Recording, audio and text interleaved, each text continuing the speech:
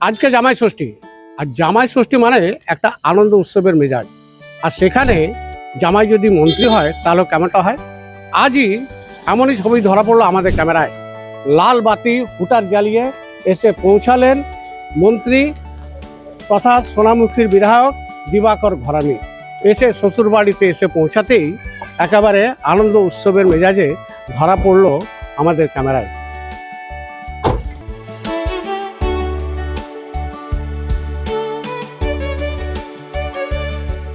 দিবাকর ঘরামির শ্বশুরবাড়িতে এসে আমরা পৌঁছেছি এবং সেই জামাইয়ের জন্য বা মন্ত্রী জামাইয়ের জন্য কি কি ব্যবস্থা শ্বশুরবাড়ির পক্ষ থেকে করা হয়েছে সেই সকল বিষয় তুলে ধরবো আমাদের আর+এর পর্দায়।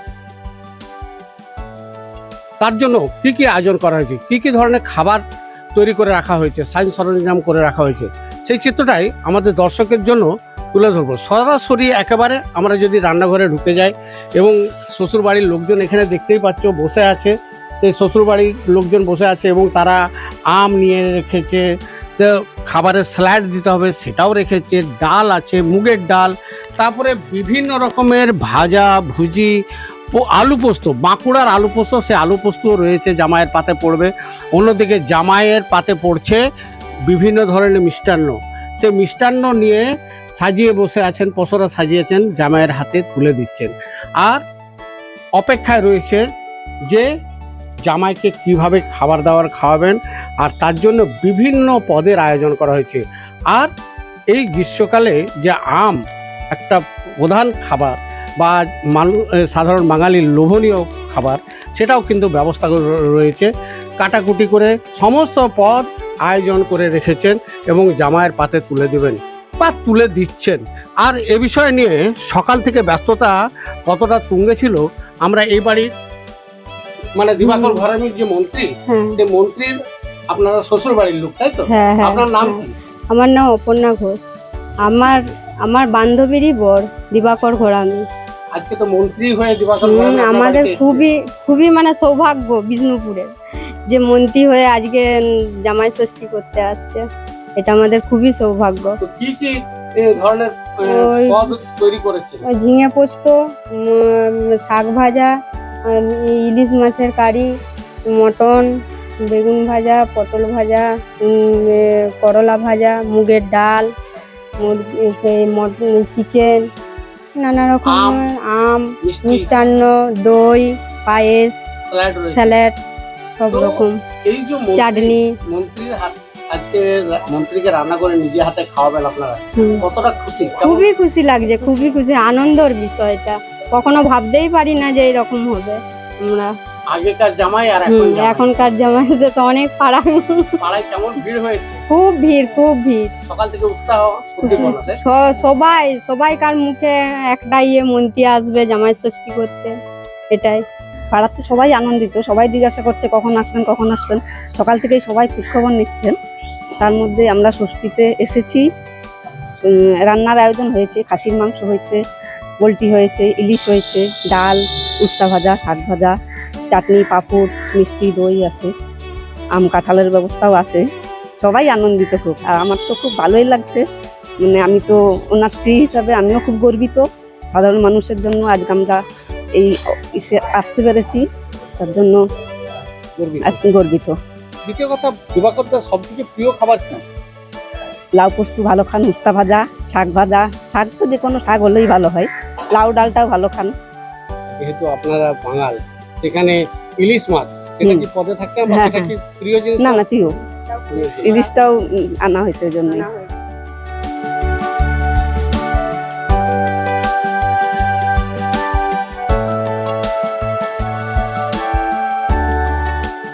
আজকে জামাই ষষ্ঠী, আমার বিশেষত আসা হয় না এখানে।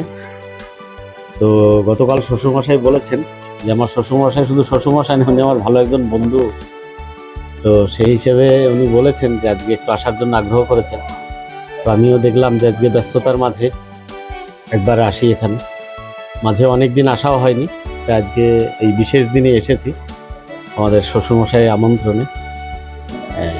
পরিবারের সকলের সঙ্গে সাক্ষাৎ হবে, সেই উপলক্ষে আজকে আসা। এ তো অবশ্যই ভালো লাগছে। দেখুন, সারাদিন রাজনীতি মানুষের সমস্যা, বিভিন্ন কথা শোনা, আর এই আত্মীয় স্বজনদের সঙ্গে একটা আড্ডা, খাওয়া দাওয়া, এটার মজা একটা আলাদা, এটা অবশ্যই আছে।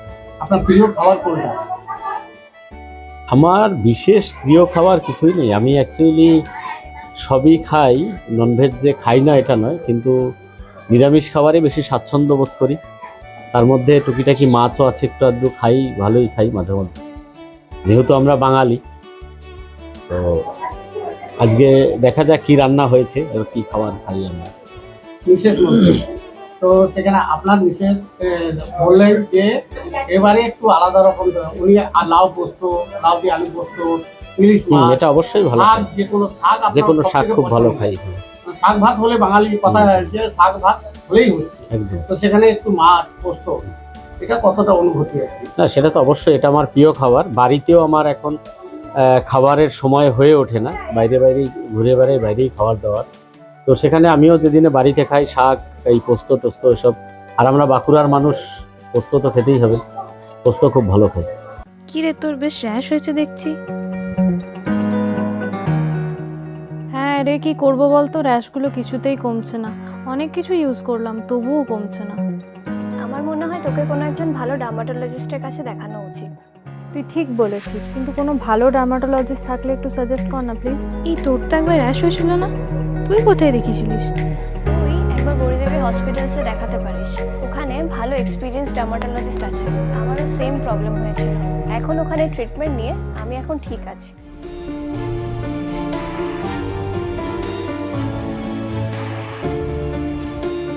গৌরী দেবী হসপিটাল, রাজবাঁধ, দুর্গাপুর।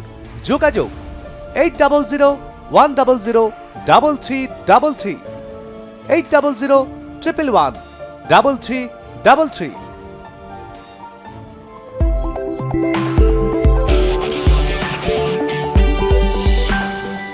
মধ্যেই আমরা কথা বললাম দিবাকর ঘরামির শ্বশুর বাড়ির লোকজনের সঙ্গে। তার পরিবার পরিজনেরা জানালেন যে প্রথমবার আমাদের জামাই মন্ত্রী হিসাবে এসে পৌঁছালেন আমাদের বাড়িতে। জামাই তো বটেই, আর এই জামাই ষষ্ঠীতে জামাই আদর করতে পেরে যে স্বভাবতই শ্বশুরবাড়ির প্রত্যেকটা মানুষই খুশি। বিভিন্ন ধরনের পদে সাজানো হয়েছে, কারণ যে জামাই যাতে খুশি হন। শুধু জামাই তো একা নয়, জামাইয়ের সঙ্গে এখন তার সঙ্গী পঙ্গী রয়েছে, সিকিউরিটি রয়েছে, তাই এলাহি ব্যাপার দিবাকর ঘরামির শ্বশুরবাড়িতে। বাঁকুড়া থেকে মিলন কর্মকার, আর প্লাস নিউজ।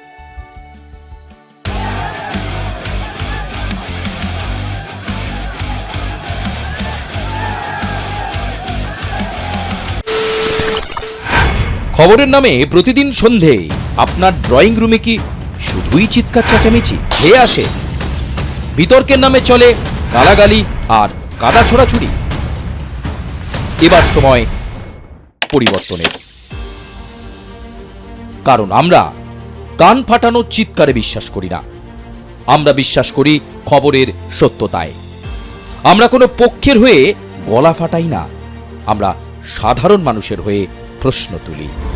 চিৎকার নয়, শুধু খবর হবে যেখানে বিতর্ক আছে কিন্তু কুৎসিত ঝগড়া নেই। সঠিক তথ্য, বিশ্বস্ত খবর। নজর রাখুন আর প্লাস নিউজে।